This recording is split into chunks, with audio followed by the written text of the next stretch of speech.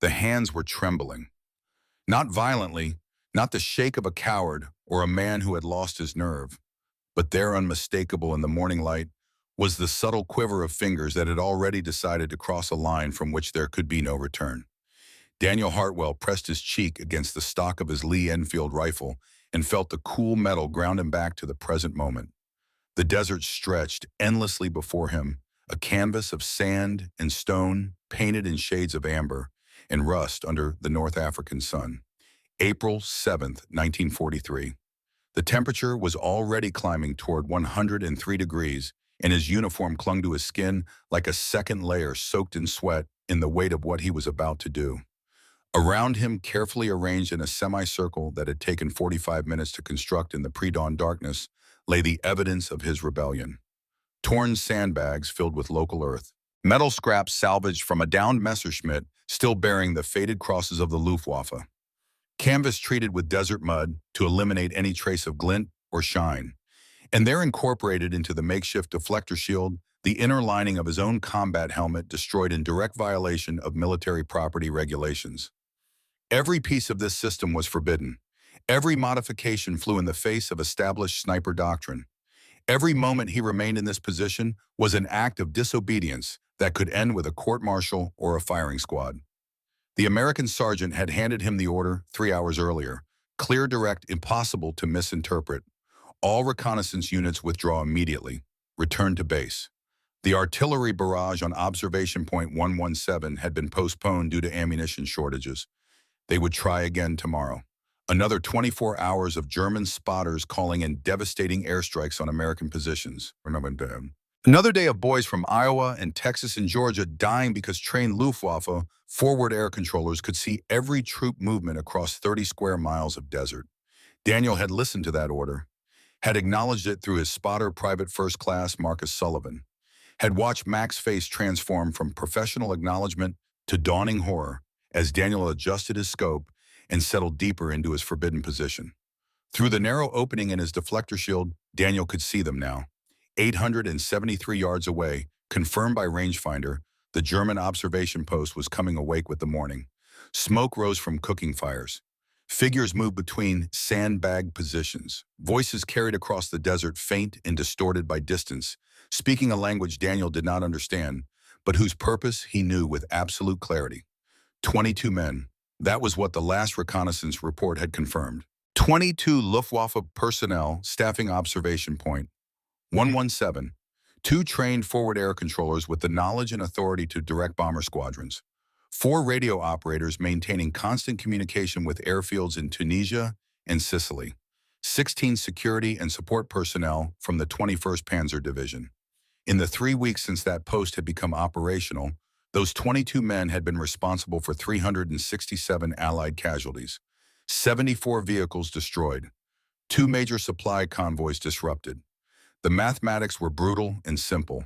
As long as those spotters remained operational, American boys would continue to die at a rate that made Daniel's stomach twist with rage and helplessness. But there was another set of numbers, a different calculation that Daniel had worked out in his notebook the night before sitting in his tent while the rest of his unit slept. 2 lives at risk, his own and Mac's. 22 enemy soldiers to eliminate. 600 Allied lives that would be saved if those spotters could no longer direct Luftwaffe bombers to their targets. The equation was clear. 2 versus 600. The answer should have been obvious. Except that the 2 in that equation included Daniel Hartwell, 22 years old, from a dairy farm near Prairie du Chien, Wisconsin, son of Wilhelm and Marie, third of 5 children, brother to Eric, who was only 17 and still thought war was glorious. The 2 in that equation had names and families and futures that might be measured in minutes if this went wrong. Daniel's finger rested against the trigger. 2.5 pounds of pressure. That was all it would take. The modifications he had made to this rifle, filed down carefully over weeks of secret work, meant the trigger pull was smooth as silk and deadly as intention made manifest. His father had taught him to shoot when he was 7 years old. Wilhelm Hartwell, Austrian gamekeeper turned American farmer, survivor of the trenches of the First World War, had placed a bolt-action Remington in his young son's hands and taught him a philosophy that had nothing to do with killing and everything to do with truth. A bullet travels in truth, his father had said in that heavy accent that never quite faded, no matter how many years he lived in Wisconsin. But only if you account for every lie the world tries to tell it. Wind is a lie. Distance is a lie. Heat and cold and the beating of your own heart, these are all lies that will pull the bullet from its true path. Your job is to know every lie and account for them all. Then the bullet will go where you send it. Then it will arrive in truth. At 12 years old, Daniel could hit targets at 300 yards with a consistency that made him a legend during hunting season. The other farmers would shake their heads in amazement, watching this skinny kid with the serious eyes drop deer with single shot at distances they considered impossible. His mother, Marie, a French nurse who had served in field hospitals during the Great War, had taught him something else, something darker and more necessary. She had taught him about anatomy and wound patterns, about what happened when bullets found their marks in human bodies, about the psychology of men under fire. To understand where to shoot, she had told him, you must understand what happens when the bullet finds its mark. This education, unconventional and thorough, had formed the foundation of who Daniel Hartwell became. Analytical, questioning, uncomfortable with authority that could not explain itself, obsessive about details that others overlooked. He had completed 2 years at the University of Wisconsin studying mechanical engineering when Pearl Harbor happened. December 7th, 1941, the day that changed everything. Daniel had enlisted the following morning, much to the dismay of his family, who had hoped America would stay out of European troubles. His father had survived one world war. Now his son was volunteering for another. Fort Benning, Georgia, basic training in the sweltering southern summer. That was where the instructors first noticed that Daniel Hartwell was different. While other recruits struggled with standard qualifying courses, Daniel grouped his shots within a 2-inch diameter at ranges that made hardened drill sergeants double-check their measuring tapes. Hartwell does not shoot at targets, one instructor had remarked. He negotiates with bullets. The comment had earned laughs. It had also earned Daniel a slot in specialized sniper training, where his talent became both an asset and a liability. Because Daniel did not just shoot well, he modified everything. He questioned every doctrine. He built custom cheek rests for standard-issue rifles. He altered sling configurations. He filed down trigger mechanisms to create the smooth pull he wanted. The official evaluations were mixed. Remarkable aptitude, one read. Concerning disregard for standardized protocols, another noted. By August 1942, Daniel was shipping out to England with the 1st Infantry Division known as the Big Red One. By November, he was landing in Algeria as part of Operation Torch, the Allied invasion of North Africa. By February 1943, he had 17 confirmed kills and a reputation that made some of his fellow soldiers admire him and others resent him deeply. They called him the Professor. Sometimes it was said with respect, sometimes with mockery. Hartwell makes his own rules became a common refrain in his unit. Staff Sergeant Frank Brennan, Daniel's direct superior, had tried to get him transferred twice. I have got no use for a soldier who thinks he is smarter than the entire United States Army, Brennan had written in a letter home. But then came March 1st, 1943, the day that changed everything. The day that gave Daniel Hartwell a reason to build his forbidden deflector shield and prepare to disobey direct orders. The day his friend David Martinez died. The memory came flooding back now as Daniel waited in position, watching the German observation post through his scope. He could see it as clearly as if it were happening again, could feel the sick twist in his gut, could taste the bile that had risen in his throat. Martinez had been everything Daniel was not. By the book, protocol perfect. A sniper who followed every regulation, trusted every piece of doctrine, believed that the system existed for good reasons. He and Daniel had argued about it more than once, good-natured debates about innovation versus tradition. 2 weeks before his death, Martinez had proven his point. During an engagement near Kasserine Pass, he and Daniel had worked together to eliminate 2 German machine gun positions that had pinned down an entire platoon. Martinez had done everything by the manual, minimal equipment, standard camouflage, textbook positioning, and it had worked perfectly. See, Professor Martinez had said afterward, grinning, sometimes the old way is the right way. Daniel had conceded the point, had bought Martinez a drink from the unofficial whiskey supply, had felt for a moment that maybe he was the one who needed to learn to trust the system more. 2 weeks later, on March 1st, Martinez had gone out on a solo reconnaissance mission. He had followed protocol perfectly, set up his position according to doctrine, used standard equipment, done everything right, and then a Luftwaffe Stuka dive bomber had spotted him from the air. Daniel had been 400 yards away observing a different sector when he heard the scream of the aircraft engine, had watched through his binoculars as the Stuka rolled into its attack dive, had seen the tracers from the 20-millimeter cannons ripping across the sand converging on Martinez's position. The disturbed sand pattern around Martinez's position had been visible from the air. The reflection of his scope in the 2 p.m. sun had provided a beacon. The dust cloud from his muzzle blast had confirmed the target.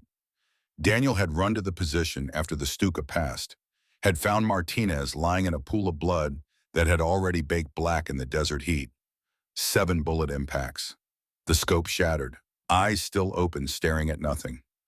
Daniel had vomited at the scene, had been unable to sleep for 3 nights afterward.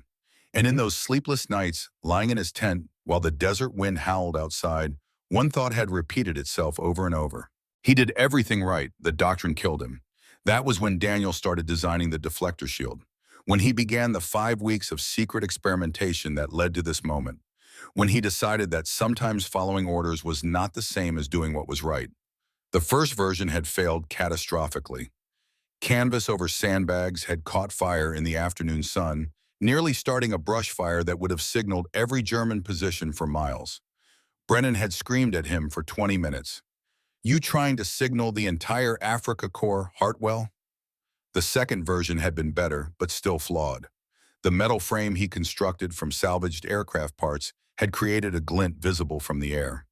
A friendly reconnaissance plane had spotted it and filed a report. More shouting from Brennan, more disciplinary reports added to Daniel's growing file. But the third version worked. The helmet liner provided insulation against heat. The mud-treated canvas eliminated all shine. The arrangement of sandbags and rocks matched the natural terrain so perfectly that it was invisible from above.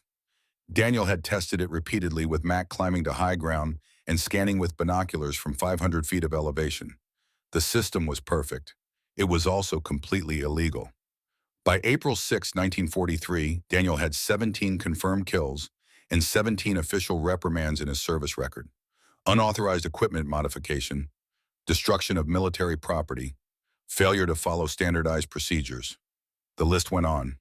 He also had a growing certainty that the way the military fought this war was getting good men killed for no reason other than adherence to doctrine written by people who had never set foot in this desert. And then came the briefing on April 6th. Captain Robert Graves standing in front of a map, his face grim. "Observation point 117 is bleeding us dry," the captain said. 22 Luftwaffe personnel, 2 forward air controllers, directing strikes that are costing us 60 casualties per day on average. The plan was straightforward. Artillery barrage on April 8th, 30,000 rounds allocated. Follow-up infantry assault with 3 companies, 220 men. Estimated friendly casualties 40 to 60 killed or wounded. Probability of success 70%. Daniel's assignment was simple. Observation only. Hold position until April 7th evening. Document patrol patterns. Then withdraw for the April 8th assault. That night in his tent, Daniel had done the mathematics. His notebook lay open on his cot, covered in calculations that had nothing to do with wind drift or bullet drop. 22 spotters multiplied by 4 bombing runs per day equaled 88 potential strikes. Each strike averaged 15 casualties. In 24 hours, those spotters would be responsible for over 1,000 potential Allied deaths. The artillery barrage would cost 50 American lives in execution. Total cost of waiting over 1,000 lives. Alternative calculation. 2 men at risk, Daniel and Mac, 26 rounds of ammunition, 22 enemy soldiers. The numbers favored action. But numbers did not account for the weight of pulling that trigger 22 times. Did not measure the cost of carrying those faces for the rest of his life. At 3 a.m. on April 7th, Daniel and Mac had slipped through the perimeter carrying the components of the forbidden deflector system. Mac had tried one last time to talk him out of it. Last chance to be smart about this, Professor. "I stopped being smart when I watched Martinez die," Daniel had replied. They had belly crawled for 2 hours through the darkness, reaching their position at 5:30 a.m. 45 minutes to construct the deflector shield. Then the waiting, the watching, the steady climb of temperature as the sun rose over a desert that cared nothing for the small human dramas playing out across its surface. At 6:15 a.m., Mac's radio had crackled to life with the order that made everything worse. All units, this is command. Artillery barrage postponed 24 hours due to ammunition shortage. All reconnaissance elements returned to base immediately. Mac had stared at Daniel. Daniel had continued adjusting his scope. Danny, that was a direct order. I heard it. So what are we doing? Accounting for wind drift at 873 yards. And now it was 9:47 in the morning. The temperature had climbed above 100 degrees. Through his scope, Daniel could see the German observation post clearly, could see the two Luftwaffe officers emerging onto an elevated platform on the eastern edge of the structure, could see them conducting what appeared to be a Hanover briefing, could see with perfect clarity the targets that would be his first and second shots. Beside him, Mac Sullivan lay prone with his binoculars watching the same scene. Mac, the baseball pitcher from Georgia, whose eye for trajectory had made him a natural spotter. Mac, who had stayed when he could have left, who had followed Daniel into this forbidden position, knowing it could cost them both everything. Range confirmed at 873, Mac whispered. Wind holding steady at 4 miles per hour left to right. Temperature 103 and climbing. No friendly aircraft in vicinity. Luftwaffe reconnaissance expected at 1100 hours. Daniel made a final adjustment to his scope. His breathing slowed. His heart rate dropped to 68 beats per minute, a trained calm that came from thousands of hours of practice. His father's words echoed in his mind. Account for every lie the world tries to tell the bullet. The lie of distance, compensated. The lie of wind, accounted for. The lie of heat distortion, calculated. The lie that following orders was always right, rejected. Through his scope, Daniel could see the senior Luftwaffe captain clearly now. A man in his 40s, perhaps gesturing as he spoke to the younger lieutenant beside him. A man with a family somewhere. A man who believed he was serving his country. A man who had directed airstrikes that killed 367 American soldiers. A man who would be dead in 90 seconds if Daniel squeezed this trigger. For a moment, the scope's crosshairs wavered. Not from poor technique, not from fear, but from the sudden crushing weight of what he was about to do. 22 men, 22 decisions, 22 moments of deliberate killing that would either save 600 American lives or haunt him until the day he died. Probably both. Max sensed the hesitation. You good, Professor? No, Daniel whispered, but I am doing it anyway. His finger tightened on the trigger. 2.5 pounds of pressure. That was all that stood between this moment and the next. Between following orders and saving lives. Between the soldier he was supposed to be and the man he had decided to become. A bullet travels in truth.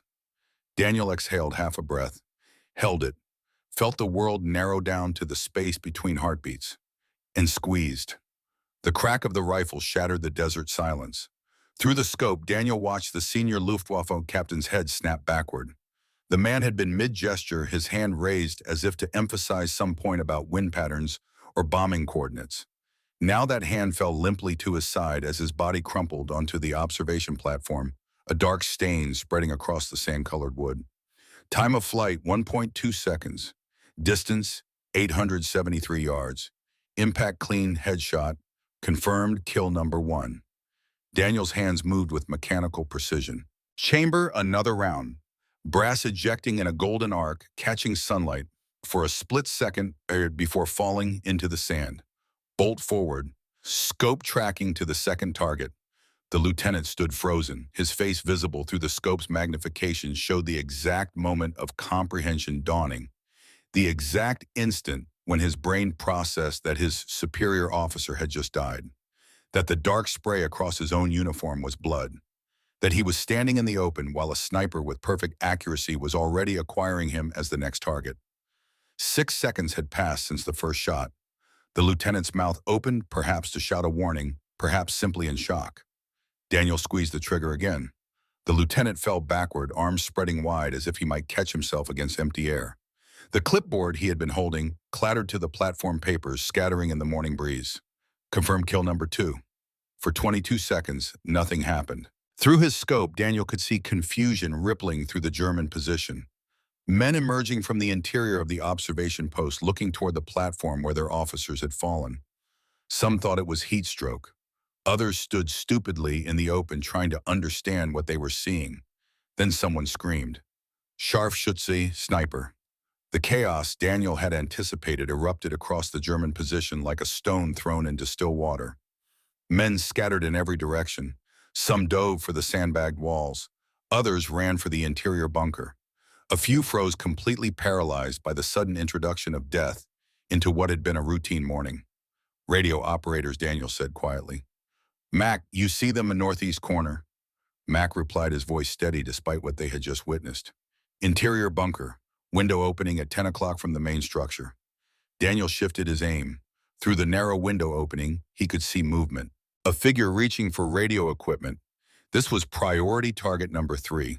If the Germans sent a distress call, if they managed to radio for air support, this entire operation would end with Daniel and Mac being strafed by Messerschmitts or blown apart by Stukas.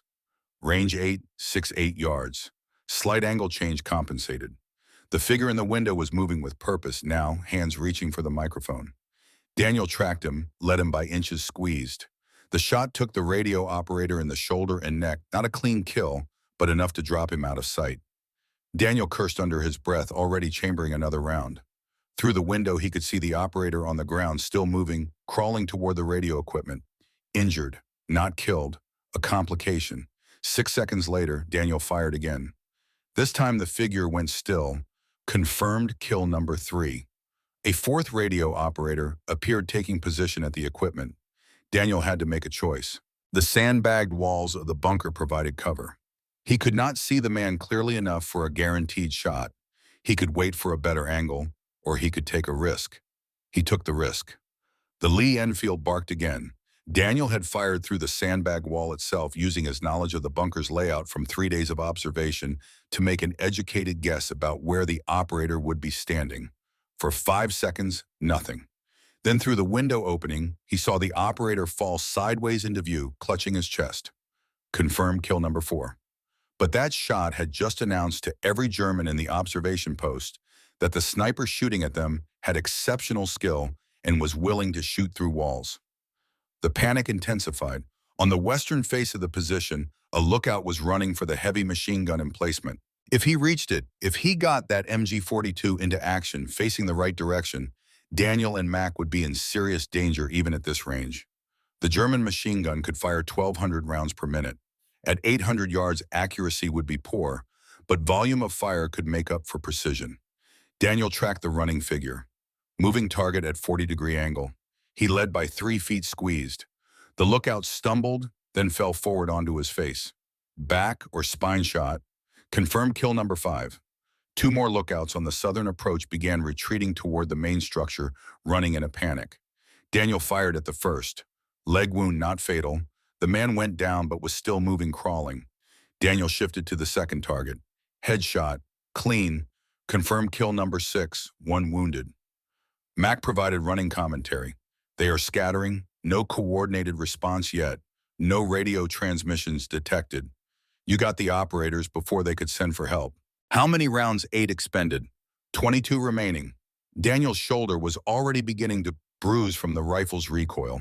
8 shots in less than 3 minutes. His right hand was cramping slightly from the repetitive motion of working the bolt. Sweat stung his eyes despite the canvas shade provided by the deflector shield. And he was just getting started. Through the scope, Daniel saw a German NCO emerge from cover, shouting orders, trying to organize a defense. This was a critical target. Leadership. The man who could turn panicked individuals into a coordinated response. Daniel recognized the rank insignia. Oberfeldwebel, Master Sergeant equivalent. The NCO was moving fast, running toward the machine gun position, gesturing for others to follow. Daniel tracked him, led him squeezed. The bullet ricocheted. Daniel watched in disbelief as sparks flew from a piece of metal equipment beside the NCO's head. The ricochet screamed away into the desert. The NCO dove for cover but was not hit. First miss, and now the Germans knew exactly which direction the shots were coming from. The MG-42 opened fire. Even at 800 yards, the sound was distinctive, a ripping noise like fabric being torn at incredible speed. Bullets impacted the sand 200 yards short of Daniel's position, sending up geysers of dirt and rock. "They cannot reach us," Max said, but his voice was tight. "They know where we are now. Does not matter." Daniel replied, already reacquiring the NCO through his scope. "Keep counting." The NCO broke from cover, sprinting toward a different position. Daniel led him perfectly this time. Exhaled, squeezed, clean chest shot. The NCO went down hard and did not move. Confirmed kill number 7. But the dynamic had changed. The Germans now understood they were under attack from the northwest. They were no longer running randomly. They were taking defensive positions, making themselves harder targets. This was going to get much more difficult. Daniel settled into a rhythm, methodical, patient, breathing controlled. Each shot was a deliberate decision, each target carefully chosen for maximum tactical effect. Shot 11, a German attempting to mount a replacement barrel for the MG-42, eliminated. Shot 13, an ammunition bearer running supplies, eliminated. Shot 15, a soldier trying to reach the radio equipment again, eliminated. Shot 16, heat mirage intensifying, missed. Shot 17, follow-up shot, eliminated. By 10:30 a.m., Daniel had fired 17 rounds and confirmed 12 kills with 1 wounded still alive somewhere in the position. 9 Germans remained. The observation post looked like a scene from a nightmare. Bodies visible on the platform, blood staining the sand. Survivors huddled behind whatever cover they could find. Daniel's water was running low. His shoulder throbbed. His eyes felt strained from the constant scope work. The temperature had climbed to 103 degrees, exactly as predicted. And then Mac's voice cut through his concentration with 2 words that made Daniel's blood turn cold. "Aircraft, southeast." Daniel froze. His finger eased off the trigger. He did not move. His head did not shift position. Through his scope, he could still see the German observation post. But somewhere behind him, approaching from the southeast, was an aircraft that could end this entire operation in seconds if it spotted them. The sound of the engine grew louder. A Messerschmitt Bf 109 Mac whispered. Low altitude, maybe 800 feet, could be routine patrol, could be responding to something. Both men pressed themselves deeper into the sand beneath the canvas canopy, completely still, not even breathing more than absolutely necessary. The deflector system's ultimate test had arrived. The Messerschmitt's engine roar grew deafening as it approached. Daniel could feel the vibration through the ground, could imagine the pilot scanning below looking for any sign of Allied activity, looking for disturbed sand patterns, looking for the glint of metal or glass that would betray a hidden position. The aircraft passed directly overhead. Daniel could see it through the narrow gaps in the canvas, could see the black crosses on the fuselage, could see the canopy, and for one heart-stopping instant, could swear he saw the pilot's helmet turning, scanning the ground. The deflector system had been designed for exactly this moment. No disturbed sand pattern because the sandbags matched the terrain perfectly. No glint because every surface was treated with mud. No heat signature visible from above because the canvas diffused it. No shadow because the low profile blended with natural rock formations. The Messerschmitt continued on its path toward observation point 117. It circled once over the German position, low and slow. The pilot would be seeing the bodies, would be seeing the damage, would be trying to understand what had happened. Then the aircraft banked, rocked its wings once as if signaling or questioning, and flew away to the northwest. 30 seconds of absolute terror. 30 seconds during which Daniel's heart rate had spiked to 142 beats per minute. 30 seconds during which both men had known that if the pilot spotted them, they would be dead within minutes. The Messerschmitt disappeared over the horizon. "Holy Mother of God," Mac breathed. "The deflector worked," Daniel said. His hands were shaking now, adrenaline dumping into his system in the aftermath of fear. "But we need to finish this fast. He might come back with friends. How many left? 9. Maybe 8 if that wounded man bled out. And they know we are here." Through the scope, Daniel could see the Germans making a decision. They were gathering near the southern face of the observation post, preparing for something. A breakout attempt, he realized. They were going to try to reach a secondary position somewhere they could signal for help. At 10:45 a.m., 8 German soldiers burst from the southern entrance in a coordinated rush. They ran in a zigzag pattern, trying to make themselves difficult targets. Professional, trained, desperate. Daniel switched to rapid fire mode. No time for careful breathing now. No time for perfect technique. Just track, lead, fire. Chamber, track, lead, fire. Chamber, shot 18, running target. Clean hit. Man tumbles into the sand. Shot 19, led too much, missed. Sand geyser 2 feet ahead of the runner. Shot 20, leg shot. Target stumbles but keeps moving. Shot 21. Follow up. Eliminated. Shot 22. Chest shot. Target drops mid-stride. Shot 23. Another clean elimination. 18 seconds of intensity. 5 Germans down. 2 had reached a rocky outcropping 200 yards from the main observation post. 1 wounded man was still in the original position. 6 rounds remaining in Daniel's ammunition supply. 3 targets left. The 2 Germans behind the rocks were well covered. Daniel could not get a clean shot. Every few seconds, one would peek out trying to assess the situation, then duck back. They were trapped but safe. For now, we do not have time for this, Max said, checking his watch. That Messerschmitt might return any minute. We should withdraw while we can. Daniel said nothing. His eye remained pressed to the scope. Patient, waiting. The Germans behind the rocks would make a mistake eventually. Fear and desperation always led to mistakes. 13 minutes passed. The sun climbed higher. The temperature rose to 104 degrees. Sweat dripped from Daniel's nose onto the rifle stock. His water was gone.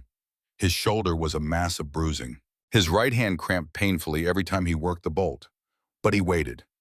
At 10:58 a.m., the younger of the 2 Germans behind the rocks raised his head for an extended look. 3 seconds of exposure. Maybe thinking the sniper had withdrawn. Maybe just desperate to see if rescue was coming. 3 seconds was enough. Daniel's shot took him in the throat. The man fell backward behind the rocks out of sight. Confirmed kill number 20. The last German behind the rocks, now alone, made a choice born of panic. He burst from cover and sprinted toward the vehicle bay where 2 Kubelwagens sat under camouflage netting. If he could reach one, if he could get the engine started, he might escape. Daniel tracked him calmly. The man was running flat out, arms pumping, no zigzag pattern, just pure terror-driven speed. Daniel led him by 3 feet, accounting for the wind, accounting for the distance, accounting for every lie the world tried to tell the bullet, and fired. The German tumbled forward, his momentum carrying him several more feet before he lay still in the sand. Confirmed kill number 21. 1 target remained. The wounded man from earlier shot in the leg during the initial chaos.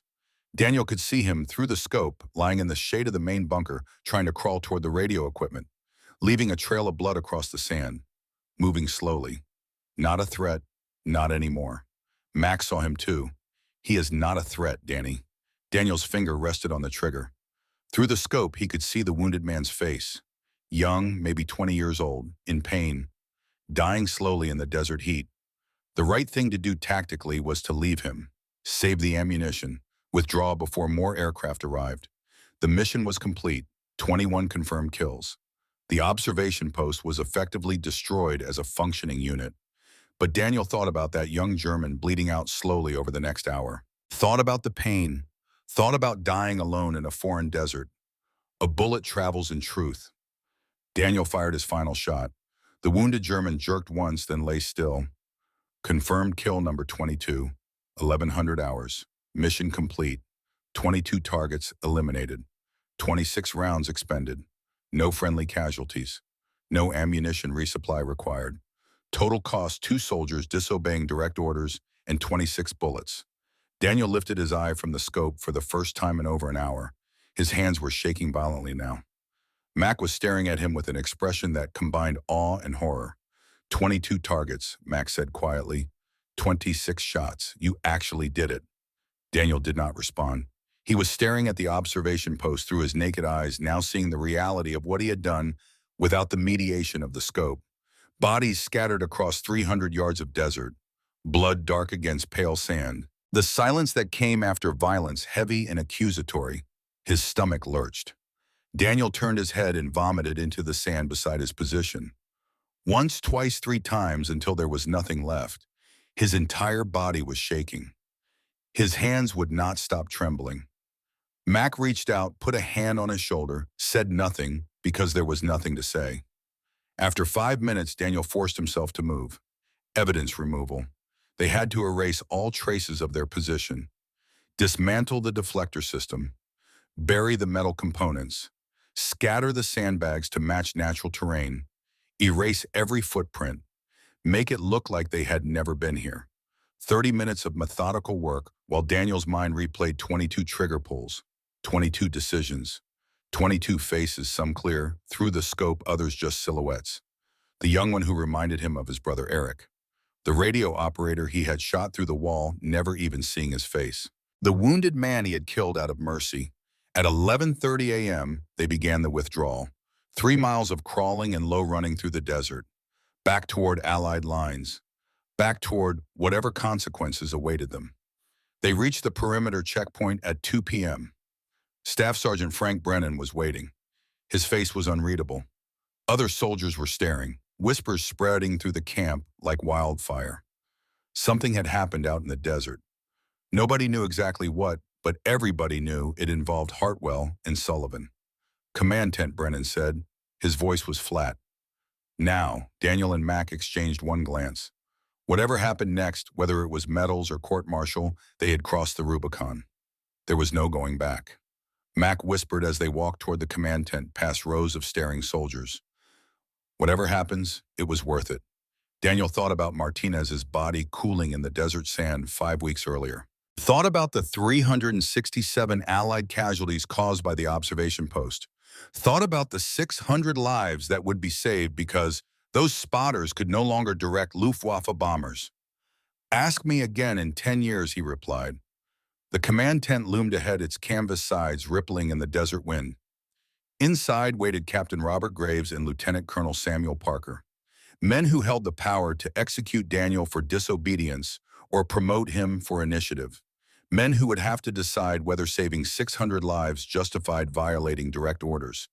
Daniel's hands had finally stopped shaking. His shoulder throbbed, his eyes burned from strain and sun and the salt of sweat. His throat was raw from vomiting, but he stood straight as he approached the tent.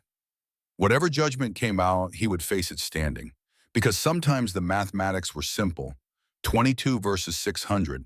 Sometimes doing the right thing meant breaking the rules. Sometimes the courage to disobey required greater discipline than the courage to follow orders.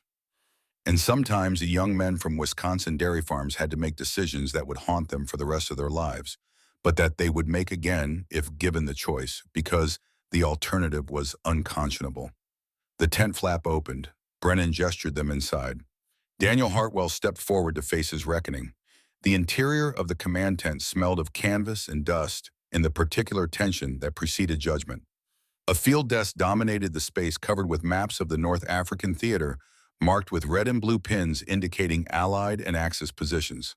Behind the desk sat 2 men whose decisions in the next hour would determine whether Daniel Hartwell faced a firing squad or received a commendation. Captain Robert Graves, company commander, stood to the left. 42 years old, West Point graduate career officer who had earned his rank through a combination of competence and careful adherence to military protocol. His face showed the weathering of 3 years of war, deep lines carved by sun and responsibility. Lieutenant Colonel Samuel Parker sat behind the desk. Battalion commander, 51 years old. A veteran of the First World War who had seen enough combat to understand the difference between rules written in comfortable offices and reality experienced under fire. His eyes were gray and sharp and missed nothing. Staff Sergeant Frank Brennan stood to the side, arms crossed, expression unreadable. Daniel and Mac came to attention, snapped salutes, and held position, while the 2 officers studied them in silence. 30 seconds passed, a full minute. The kind of silence that built pressure like a sealed boiler approaching explosion. Finally, Parker spoke. "At ease. Sit." Both men remained standing. Parker's eyebrow raised slightly. "I said sit, Corporal. This is not a court-martial." Yet, Daniel and Mac took seats on 2 folding chairs positioned in front of the desk. Daniel's hands rested on his knees. His uniform was still stained with desert sand and the salt marks of dried sweat. His shoulder throbbed where the rifle's recoil had bruised it over the course of 26 shots. Parker slid a photograph across the desk. An aerial reconnaissance image taken from perhaps 1,500 feet. It showed observation point 117 from above. And scattered across the position, clearly visible, even in black and white, were 22 bodies. The photograph also showed something else. No artillery craters, no vehicle tracks approaching the position, no signs of ground assault, no evidence of the massive attack that had been scheduled for April 8th. Gentleman, Parker said, his voice calm and measured. We have a mystery. An entire German observation post neutralized. 22 confirmed enemy killed in action. But according to all records, no Allied operation occurred in that sector yesterday. No artillery fire, no infantry movement, no air support. He looked directly at Daniel. His gaze was not hostile, but it was searching, weighing, judging. Would either of you know anything about this? Max started to speak. Daniel cut him off. It was me, sir. Max's head whipped toward him. Us, sir, both of us. Daniel kept his eyes forward. Private Sullivan followed my lead. I take full responsibility for the decision and any consequences. Parker leaned back in his chair. The leather creaked softly. Explain. From the beginning. Daniel explained. The words came out in a flat, factual monotone. The unauthorized departure at 0300 hours. The deflector system deployment. The withdrawal orders received at 0615 and deliberately ignored. The engagement beginning at 0949 hours and concluding at 1100 hours. 22 targets eliminated. 26 rounds expended. Method employed precision sniper fire from concealed position at ranges between 800 and 900 yards. When he finished, the tent was silent again. Parker stood, walked to the tent entrance, and stared out at the desert for what felt like an eternity. When he turned back, his expression had not changed. You are telling me, he said slowly, that you, a single sniper, eliminated an entire reinforced observation post, that we had allocated 30,000 rounds of artillery and 3 infantry companies to destroy. Yes, sir. Why? Daniel reached into his breast pocket and withdrew his notebook. The pages were worn from constant handling, stained with sweat and sand. He opened it to April 6th, where his calculations were written in neat, precise handwriting. Sir, I did the math. 22 spotters multiplied by 4 bombing runs per day equals 88 potential strikes. Average 15 casualties per strike equals 1,320 potential deaths in 24 hours. Artillery barrage would cost an estimated 50 friendly casualties. Total cost of waiting 1,370 lives. He looked up from the notebook. Alternative, sir. 2 lives at risk, mine and Private Sullivan's. 26 rounds of ammunition. 22 enemy soldiers. The equation was clear. Captain Graves stepped forward, his face flushed. The equation was also clear about following orders. Corporal, you received a direct order to withdraw. You chose to ignore it. Daniel met his gaze. With respect, Sir Corporal David Martinez followed orders. Standard doctrine, perfect protocol. He is dead.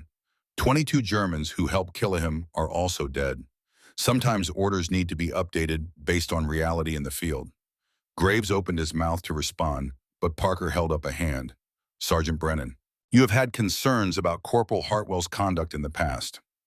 Multiple disciplinary reports, 2 transfer requests. Your assessment of this situation. The tent fell silent again. Daniel could hear his own heartbeat, could hear Max breathing beside him. This was the moment. Brennan had written 17 disciplinary reports on Daniel, had called him insubordinate, reckless, dangerous to unit cohesion, had tried twice to get him transferred out of the unit. Brennan was quiet for a long moment. When he spoke, his voice was different than Daniel had ever heard it. Thoughtful, almost gentle. Sir, I have written 17 disciplinary reports on Hartwell. I have called him insubordinate, reckless, and dangerous to unit cohesion. I have requested his transfer twice. He paused. Daniel felt his chest tighten. I was wrong. The words hung in the air like a physical presence. Graves stared at Brennan in disbelief. Parker's expression did not change, but something shifted in his eyes. Mac let out a breath he had been holding. Brennan continued. What Hartwell did yesterday, that is not insubordination. That is initiative. He saw a problem command could not solve quickly enough. He solved it. 22 Germans dead, 0 friendly casualties, 0 expenditure of our critically short artillery ammunition. Sir, with respect, We should be pinning a medal on him, not considering court-martial. Parker returned to his desk and sat heavily. Let us be absolutely clear about what happened here. A corporal received direct orders to withdraw. He ignored those orders. He engaged in enemy position without authorization. He utilized unauthorized, untested equipment. He expended military resources without approval. By every regulation in the manual, this is grounds for court-martial. He picked up another report from his desk.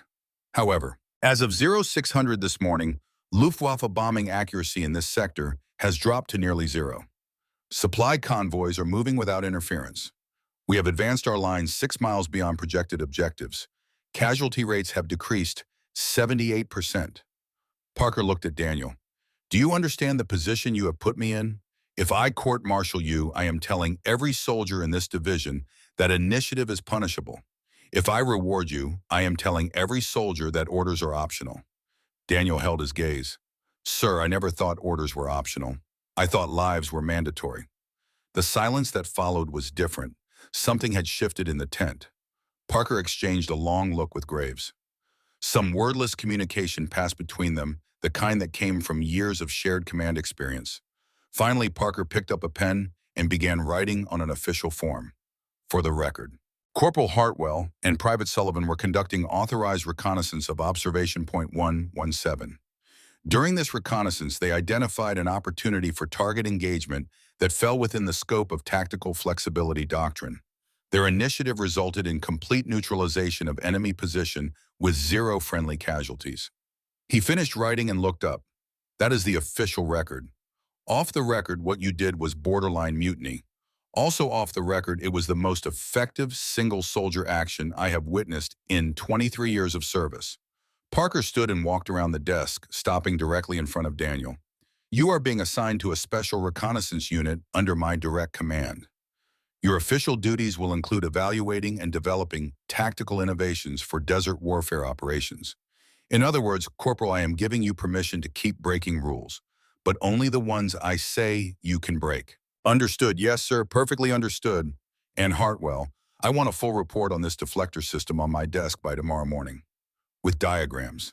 If it is as effective as your results suggest, we are fielding it division-wide. Daniel was dismissed with a salute.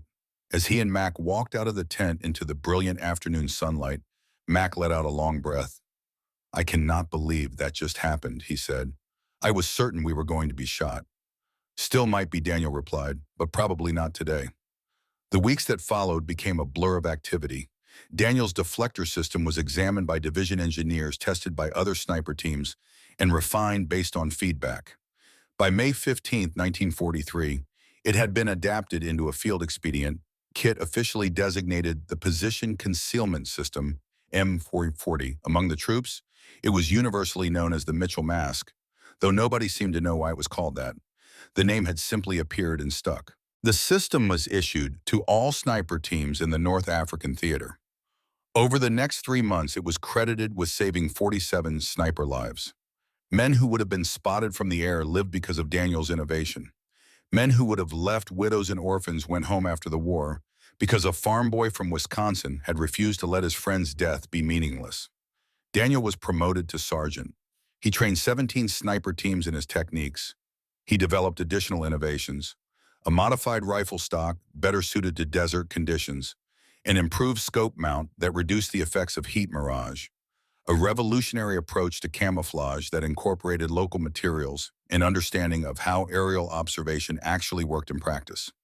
In June 1943, the Silver Star ceremony was held in a dusty camp square with 200 soldiers standing in formation. Parker pinned the medal on Daniel's chest while a chaplain read the sanitized citation: for exceptional valor and initiative in combat operations. Single-handedly neutralized enemy position of significant tactical value. Demonstrated extraordinary marksmanship and tactical innovation, resulting in preservation of Allied lives and strategic advantage. After the ceremony, Parker leaned close and whispered, "You should have gotten the Medal of Honor, but that would require explaining what you actually did." "I am good with this," Sir Daniel replied. Mac received a Bronze Star for exceptional performance as spotter and combat support. Later that evening, sitting outside their tent as the sun set over the desert, Mac said, "I watched you shoot. You did the hard part. You stayed when you could have run. Daniel replied, that was harder. The North African campaign concluded in May 1943 with the surrender of Axis forces in Tunisia. The Allied victory was attributed to many factors, but buried in the after-action reports was a note about intelligence advantages gained through the elimination of key German observation posts. Daniel's name was redacted for operational security. The official record would never show that one soldier with 26 bullets had changed the tactical situation in an entire sector. But the men who served with him knew the story spread through the division, then through the entire theater. Embellished sometimes, distorted often, but at its core remained the truth. Hartwell had broken the rules and saved 600 lives. By the time Daniel shipped out for the European theater in preparation for the Italy invasion, his confirmed kill count stood at 39. He had 0 friendly casualties from his operations. 4 major equipment innovations had been adopted. 17 sniper teams had been trained. And an estimated 600 lives had been saved directly or indirectly by his actions on April 7, 1943. He also had 17 reprimands in his service record, and nightmares that woke him screaming most nights. The faces of 22 German soldiers, particularly the young one, who had reminded him of his brother. The mercy kill of the wounded man. The cold mechanical efficiency with which he had pulled the trigger 26 times in 70 minutes. The mathematics had favored action. The morality was more complicated. Daniel carried both calculations for the rest of his life. The war ended in August 1945 with Japan's surrender. Daniel Hartwell returned to Wisconsin with an honorable discharge, the rank of staff sergeant, and decorations that included the Silver Star, 2 Bronze Stars, and a Purple Heart from a shrapnel wound he had received during the Italian campaign. His service record showed 17 reprimands and 12 commendations. The contradictions defined him. Reintegration into civilian life was difficult. The nightmares continued. Loud noises made him flinch. He could not sleep without checking sight lines and escape routes. The Veterans Administration provided therapy. Daniel attended faithfully for 2 years. The therapist, a kind man who had served in the First World War, explained that some wounds never fully healed. You learn to live with them, he said. You learn to function, but they never really go away. Daniel returned to the University of Wisconsin and completed his mechanical engineering degree in 1947. That same year, he met Catherine Webb, a nursing student whose calm presence and understanding silences reminded him of his mother. She knew about his war service in general outline. She never pressed for details. Some doors she understood were closed for good reasons. They married on June 12, 1946, Daniel's 25th birthday. Built a modest home outside Madison, raised 3 children, William born in 47, Marie born in 49, and Eric born in 52 and named after Daniel's younger brother. In 1949, Daniel founded Hartwell Precision Instruments, a small company specializing in optical systems for surveying and engineering applications. It was a conscious choice. No military contracts, no tools of death. He had spent 4 years of his life perfecting the science of killing at distance. Now he wanted to build tools that help construct rather than destroy. The company was moderately successful, never made Daniel wealthy, but provided comfortable stability for his family. He coached youth baseball, a nod to Max Sullivan's background. He was active in the local community. To his neighbors, he was simply a veteran who had served in North Africa and Italy. They did not know about April 7, 1943. They did not know about the 22 faces that still visited Daniel in dreams. He rarely spoke about the war. His children knew he had been a soldier. They knew he had medals in a box in the attic. They did not know the details and did not ask. Catherine protected that silence, understanding it was necessary for Daniel's survival. The years passed. Daniel's hair went gray. The nightmares became less frequent, but never stopped completely. He built a successful business, raised good children, lived a quiet, productive life that bore no outward resemblance to the young sniper who had disobeyed orders and killed 22 men in 70 minutes. But in 1967, the past reached out and pulled him back. The letter arrived on official Army letterhead. The United States Army Sniper School at Fort Benning requested the consultation of Mr. Daniel Hartwell, veteran sniper, regarding position concealment techniques in adverse terrain. The invitation was polite but formal. Daniel's first instinct was to decline. He had put that part of his life behind him. He did not want to dredge up memories that had finally begun to fade. Then Mac Sullivan called. Mac, now Major Sullivan, retired, living in Atlanta, still maintaining contact after 22 years. "They are using your system," Danny Mac said over the phone. "Your deflector design. It is standard equipment now. They manufacture it with fancy materials, but it is still your design. You should see what you started." Daniel agreed to go. He told Catherine it would be a short trip, just a few days. She smiled and kissed him and said nothing about the tension she saw on his shoulders. Fort Benning in 1967 was vastly different from the training facility Daniel remembered from 1942. Modern buildings, sophisticated equipment, but the fundamentals remained the same. Young men learning to shoot at distance, learning patience and precision in the cold mathematics of taking human life. The instructor cadre gave Daniel a tour. They showed him the position concealment system M43, his deflector design manufactured with ballistic nylon and aluminum alloy instead of torn sandbags and salvaged aircraft parts. They showed him the training manual, which credited the innovation to battlefield adaptation by unnamed personnel, North African Theater, 1943. Daniel found it amusing. If they knew it started with me stealing a helmet liner and raiding a crashed plane, he told Mac they would probably rescind the design. He gave one lecture to the instructor cadre. 40 men and all experienced combat veterans, and all teaching the next generation of snipers. The topic was innovation under constraint. Daniel did not mention Observation Point 117 by name. The mission was still technically classified. Instead, he focused on problem-solving methodology, on questioning assumptions, on adapting to reality rather than forcing reality to conform to doctrine. At the end, 40 men stood and gave him a standing ovation. One young instructor, maybe 30 years old, approached afterward. "Sir, did you serve?" "Yes," Daniel replied. "North Africa, 42 through 43. What unit?" Sir Daniel smiled slightly. "I would have to shoot you if I told you." The instructor laughed, thinking it was a joke. Daniel walked away before the man could ask follow-up questions. On the flight home, Daniel stared out the window at clouds and thought about the strange circularity of life. The system he had built in desperation and grief had become standard equipment. His innovation, born from watching Martinez die, had saved 47 lives in the war, and countless more since. The military that had nearly court-martialed him had adopted his methods wholesale. But none of that changed the fundamental equation. 22 men still died. 22 faces still visited his dreams. The mathematics still said he had made the right choice. The morality still felt complicated. Daniel lived 22 more years after that visit to Fort Benning. Quiet years, good years. He watched his children grow and marry and give him grandchildren. He retired from his company at age 65. He took Catherine on trips they had always planned but never gotten around to. He lived as the therapist had told him decades earlier, learning to function with wounds that never fully healed. On March 3, 1989, Daniel Hartwell died of a heart attack in his workshop. He was 67 years old. He was surrounded by optical instruments and old blueprints.